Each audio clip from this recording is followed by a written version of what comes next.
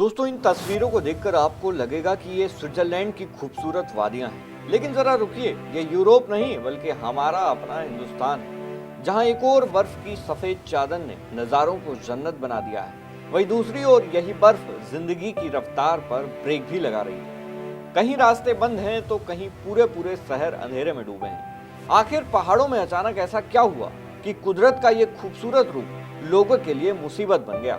आइए आपको बताते हैं कि पूरी खबर आखिर है क्या।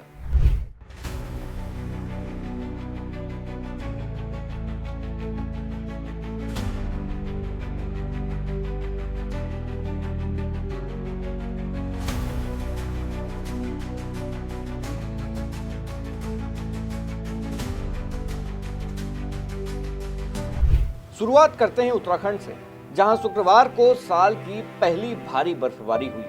पिछले कुछ दिनों से यहाँ लोग बर्फबारी का इंतजार कर रहे थे, लेकिन जब बर्फ गिरी तो मानो सब कुछ थम सा गया।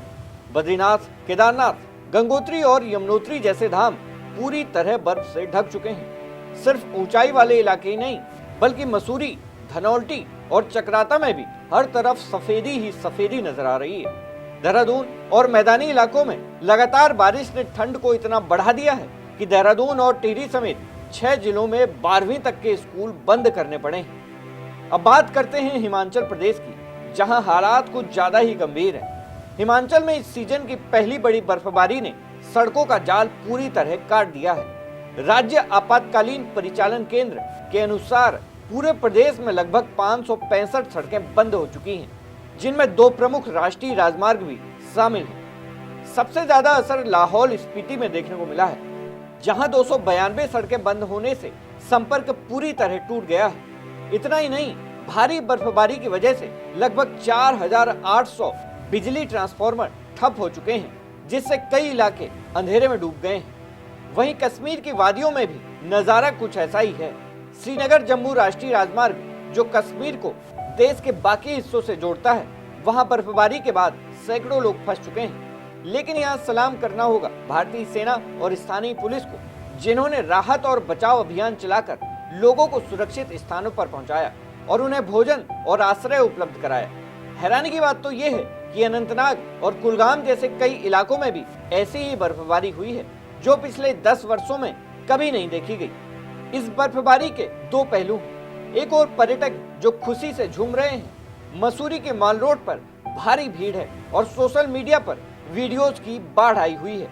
और दूसरी ओर हमारे किसान और सेब उत्पादक हैं, उनके लिए यह बर्फ सफेद सोना मानी जाती है, क्योंकि सेब की खेती के लिए यह बर्फ बेहद जरूरी है।